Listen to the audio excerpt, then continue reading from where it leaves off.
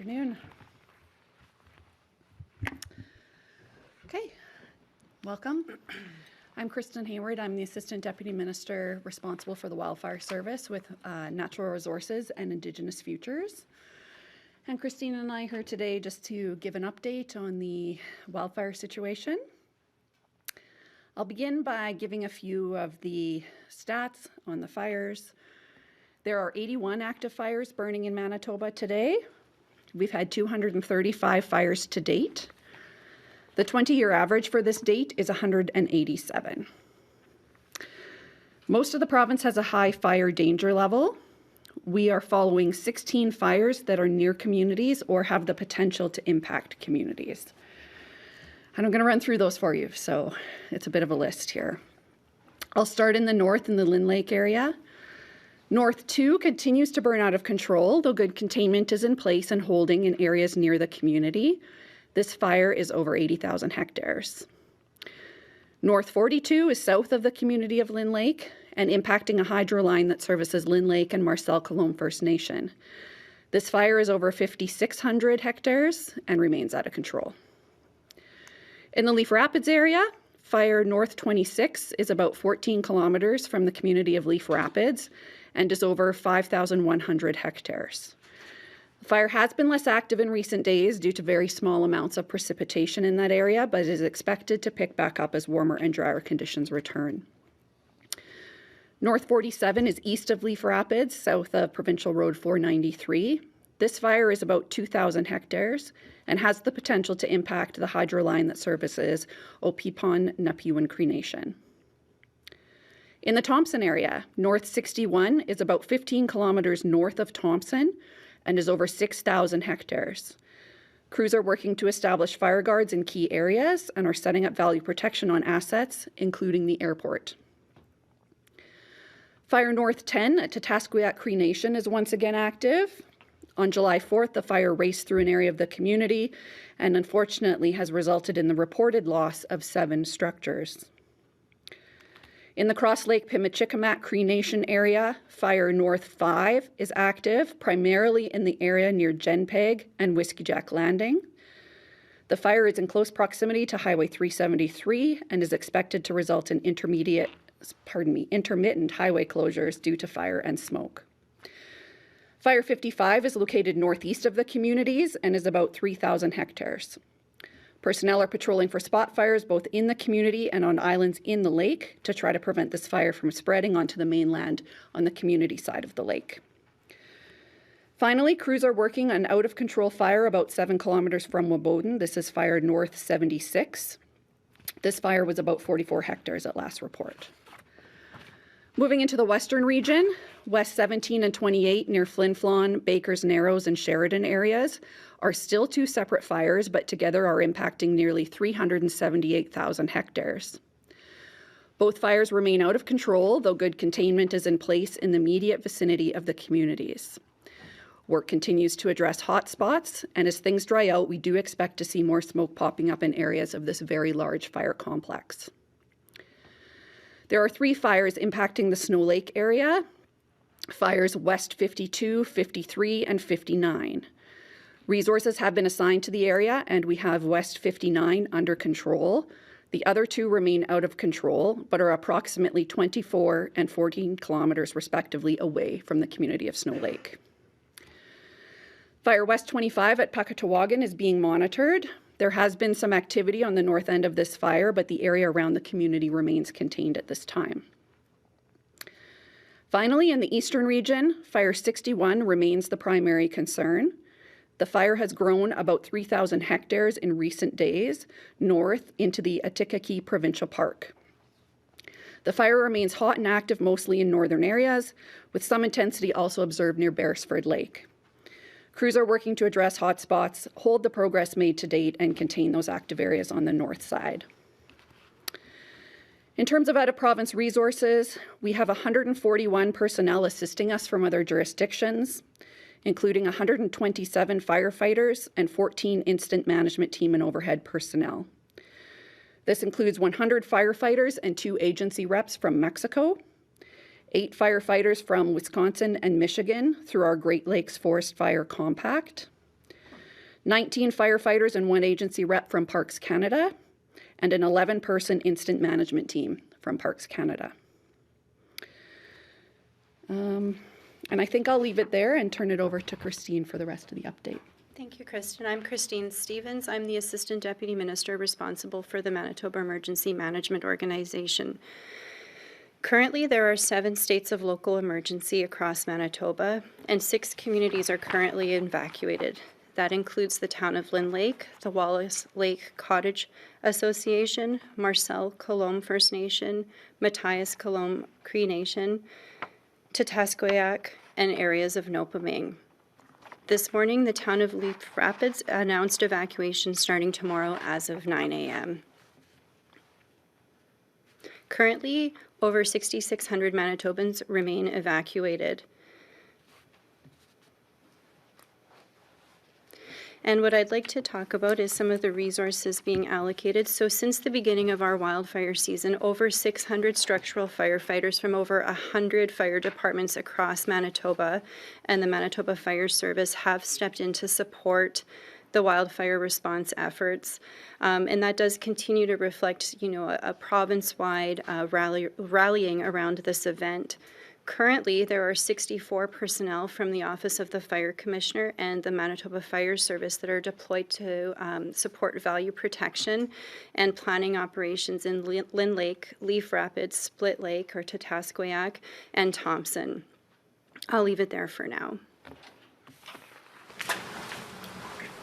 There are some individuals from Leaf Rapids who have expressed concerns about getting out in the evacuation tomorrow. The community doesn't have firm leadership and they have older relatives or relatives with disabilities who cannot get on the bus. They cannot get the money together to get in their own cars.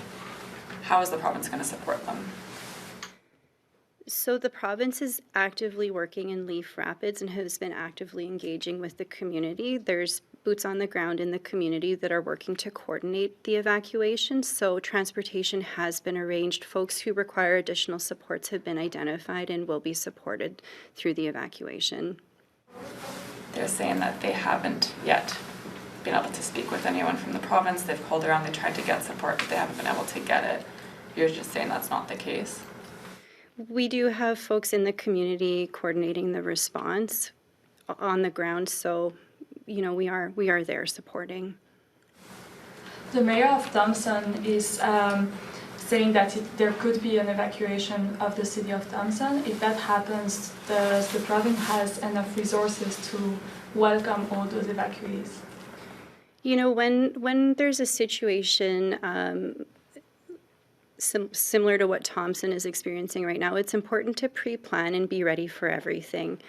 At the moment, the community is not at risk, but just like the city of Thompson is planning, just like the province plans, it's important for individuals to plan too and have go bags and that sort of thing ready should it be needed. Manitoba is actively planning and looking at accommodation supports that would be available should portions of Thompson or the city have to evacuate. And in terms of those accommodations, I was going to ask about that. That's a lot of people to evacuate from one community. Do you know where they'd end up across the province? I'm guessing primarily Winnipeg, but would other communities have to step up as well there? We're in the planning phase, and part of planning is looking at the resources we have available here and, in other jurisdictions, just like we did before with Ontario. So, it's part of our planning conversations, and what we do in every event is to look at all the options available, looking at hotels first and making sure that people can be somewhere, safe. Is the Lila soccer complex, is that being opened up again as a shelter potentially?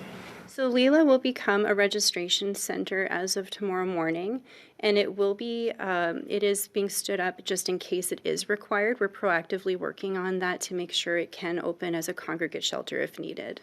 So do you know how many hotel rooms that you have available right now for the Leaf Rapids residents? I don't have that information right now because it's changing all the time as folks come out. We're working to accommodate all the P1s, so I don't have that at the moment. How many people roughly from Leaf Rapids are you anticipating will have to be evacuated? Currently, there's just over 300 people registered in that community to evacuate. Do you have a number of new registrants or new people that have registered for evacuation in the past couple of days? I don't have that with me. We can follow up. And Do you have, go ahead. do you have any numbers on how many people are evacuating for a second time or have evacuated and haven't been able to return home yet, but their communities remain under evacuation notices due to wildfires? I don't have it broken out that way. We currently have about 6,600 Manitobans out of their home. How many are still in Thompson? How many evacuees are still in Thompson? Thompson is not hosting a congregate shelter at this time. I guess it's a dynamic situation, but do you know like what's the actual likelihood of Thompson needing to be evacuated fully? I wish I had a crystal ball and could scope those things out. But at this time, based on the current conditions, the work that we're doing, and the forecasted conditions, we don't expect Thompson to be in immediate danger over the next couple of days at least. Near Leaf Rapids, I guess Opipo, Napiwin, Cree Nation is nearby. Do you know if they're getting evacuated as well, like Leaf Rapids, or what the plan is there? I know that the community is not threatened by fire, so any decisions that they do make to evacuate would be related to smoke or potential loss of access to the road in and out of the community. Going back to the Thompson, you said nobody in a congregate shelter, but are people staying in hotels in Thompson right now? No, not at this time, not that I'm aware of, no. In the first wave of wildfires, many northern First Nations were asking for more firefighting equipment on the ground, to prevent fires and to be able to address them within the community. Has the province sent any more firefighting equipment, or are there plans to, send more, dedicate more resources in that area?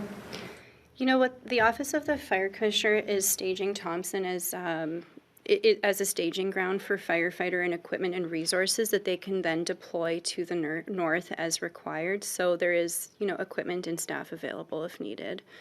Would the province consider covering the gas for people who can't get their relatives onto a bus due to disability or age so that they can comfortably get those relatives out of the community? That type of case management really happens on an individual level, so, that's not something I would speak to right now. I know that one of the last times you were here talking about structures and there wasn't any firm numbers. Do we have any updates on how many structures we've lost to the wildfire season this year? Nothing firmer than what we've reported previously. So 137, I believe, is the last number, yeah.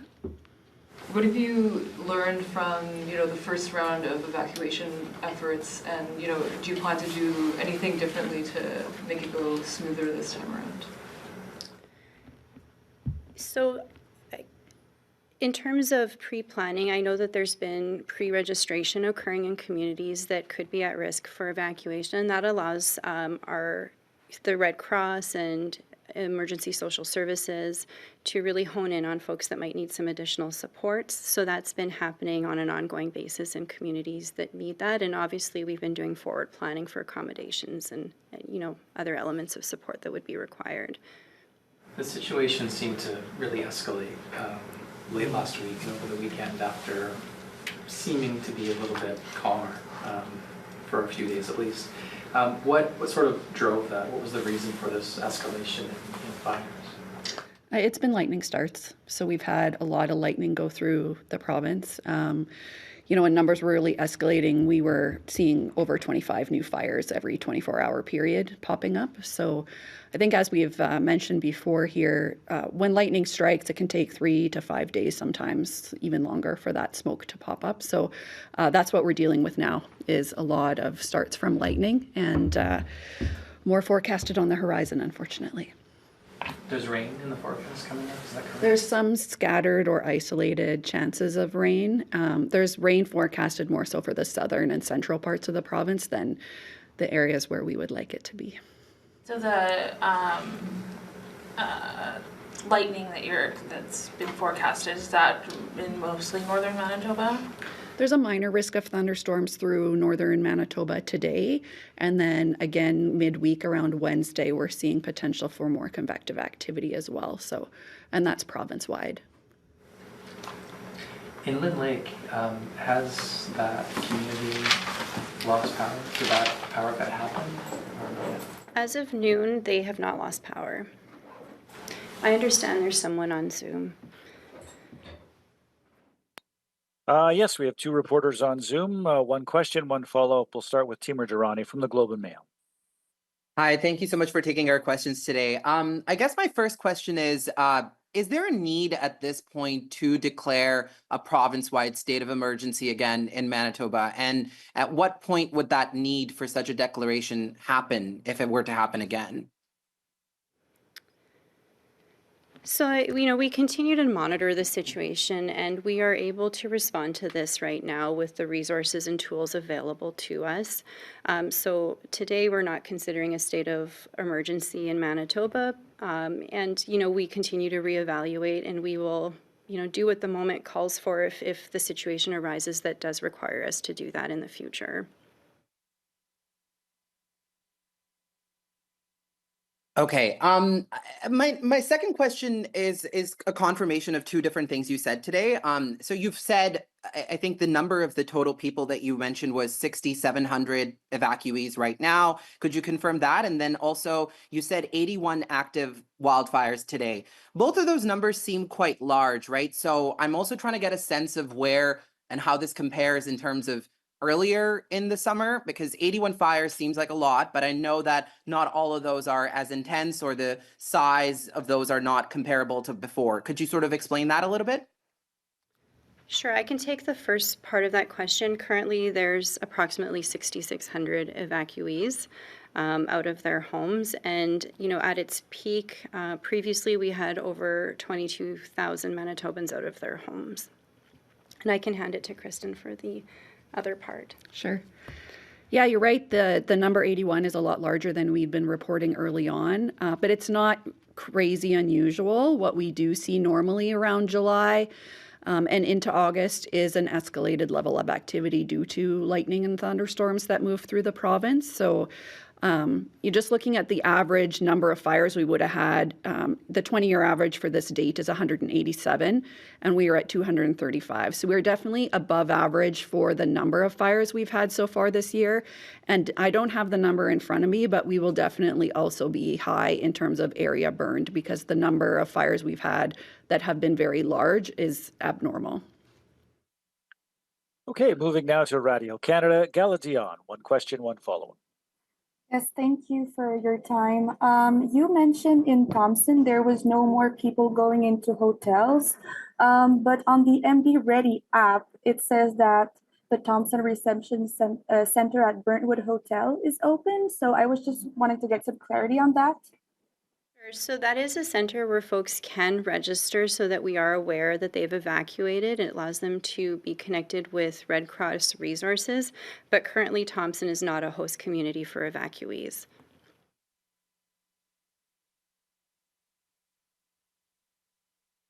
Is there a follow-up, Gala?